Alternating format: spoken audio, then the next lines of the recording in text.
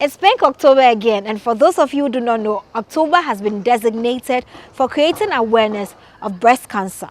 Now, you want to join me and other medical practitioners here at the Preventive Multi-Specialist Hospital all through the month of October as we bring to you some causes, some effects, preventive measures and treatments of breast cancer. My name is Stella Dziedzorm Sogli. Yeah, welcome back from that break, and I'm seated with a general practitioner at the Preventive Multi-Specialist and Fertility Center. Her name is Dr. Oyeronke Suliat. Oye. Yes, hello, Doc. Hello. Let's talk about cancer. What is cancer? So cancer is abnormal growth of cells in the body. It can occur anywhere in the body, but it's basically when the cells grow abnormally, more than usual. Okay, so there's cancer of the eye, the nose, the mouth. Any part of the body you can think of that has cells, there can be a cancer. Okay, so abnormal growth in the body means there's a normal process that cells grow in the body, but if it moves away from that process, it means that there's cancer. Yes. Okay, so now let's talk about breast cancer. How does it start and what exactly is breast cancer?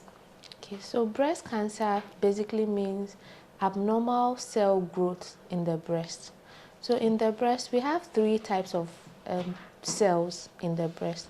There's the lobule, which is where the milk comes from. Okay. And then you have the duct, which is the ductal cells, which forms the duct that act like a tunnel for the milk to flow through. Okay. And then you have fibrous tissues, tissue cells, which basically form like a supporting structure for all the ducts and the lobules in the breast. And you can have cancer in any of these tissue. So depending on the tissue where the cancer is from, like where the abnormal growth happens, then you have that particular type of cancer in the breast, basically. Okay, so it's abnormal because why does something just start growing in the part of your body? So what brings out that abnormal growth? So talk about the causes of the cancer. Okay, so for breast cancer, okay, so for cancer in general, when cancer grows, so normally the cell, it goes through it divides, and then the cell grows for some number of days or years, depending on the lifespan of the cell. So each cell has a lifespan in the body. So when the body gets to its full lifespan, the cell dies. Okay. But in the case of a cancerous cell, instead of them dying, they continue growing. They continue to divide and reproduce. And then they reproduce excessively, abnormally, out of the normal rate. So let's say maybe a cell is supposed to divide like 10 times. For a cancerous cell, can divide like 100 times. So in the breast, there are factors and things that can lead to that abnormality coming on, like triggering the abnormality in the breast. So there are those you can work on, like you can do something about, and there are some that you are born with it and there's nothing you can do about it, really. So the ones you can do something about are like too much alcohol, smoking, being overweight, contraceptive use, some hormone therapy, basically for contraception, can increase your chances. Okay. So the alcohol, the smoking, they cause oxidation in your body, like oxidants, and that prones you to the cancer. Those are the ones you can do something about. The ones you cannot do something about is a woman's age. So the older, it's not just women and men can get breast cancer. Yes, okay. But the older you grow, the higher the risk of you having an abnormal cell and the higher the chance of you getting breast cancer. Okay, you can also get other cancers, but in this case, we are talking about breast cancer. Yes. Okay. And apart from age, for women, if you menstruate earlier than usual, so usually they say before the age of 12, then you are at a higher risk of breast cancer. And if you have your menopause after age of 55, those women are more at higher risk of breast cancer. This is because they are exposed to hormones in the body. There are hormones that make a woman a woman. So your estrogen, for example, you are prone to it. And this hormone, they tell the cells to divide. They can encourage the cells to divide. So if you are exposed to it for a longer time, there's a higher chance that your cells will divide abnormally. Another risk factor is, this one too you can modify really, is having children later than usual and not breastfeeding as well. So the last time I was here, Doc told me that the best age for any woman to give birth is 22 years. We've all been marveled. So yes, if you don't give birth early, that's the point I'm making. Yeah, so if you don't give birth early, you have a higher chance. So all these things I'm mentioning, all these risk factors I'm mentioning, doesn't mean that if you do them, you will definitely get breast cancer.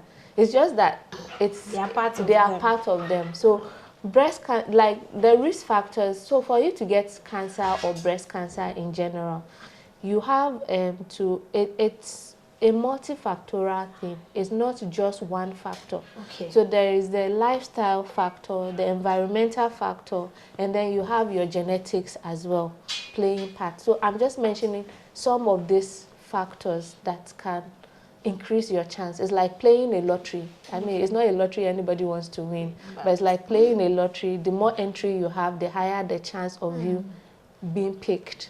So it means that if you have maybe it's in your family line. Yes. So if you have the hereditary. Yes. So I was going to come to that. Okay. So like hereditary is also a factor. Okay. So it is known that if you your first line, the female line, basically the mother, the sisters, and aunties, when they have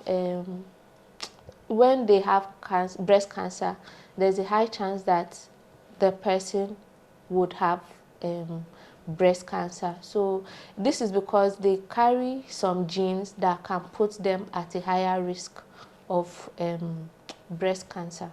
Right. So it means that if it's in your family and Yes. you also don't take good care of yourself, or like your lifestyle choices also come into play, then Yes. you have a higher chance of getting it. So if for the ones that you cannot control, if you are that kind of person, it means that you have to be extra careful about the ones that you can control. And also you have to go for screening more often so that when you have it, they can pick it up early and treat it early. Okay, so how will I know that I have breast cancer? Okay, so in the developed world, and I think Ghana is getting there as well, where people are getting screened regularly, is usually picked up from ultrasound scans or from mammogram when women are sent to go and do these things. But apart from that, people can present with a lump in the breast, okay, or a lump in the armpit.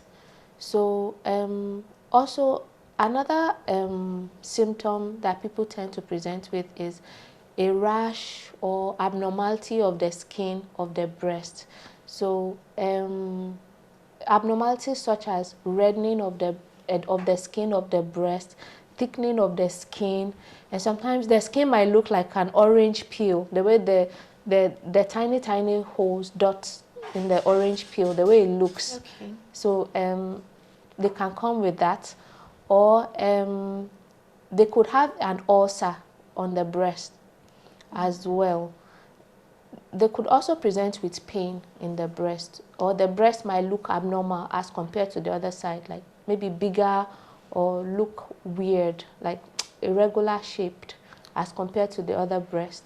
They can also present with the nipple going inside or moving from the usual level it is. Having all these symptoms doesn't mean you have breast cancer, by the way. It could be caused by other things, other abnormality of the breast. So it's better when you have such symptoms, you come to the hospital.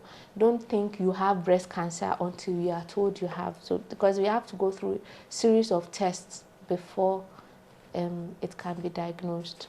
Okay, so let's talk about screening. Now that you have an idea about what breast cancer can be, how you can get it, how often should you go for screening? Okay, so for every woman is advised to screen their breast monthly at the same time in the month. So you can, there's the touch, look, and feel.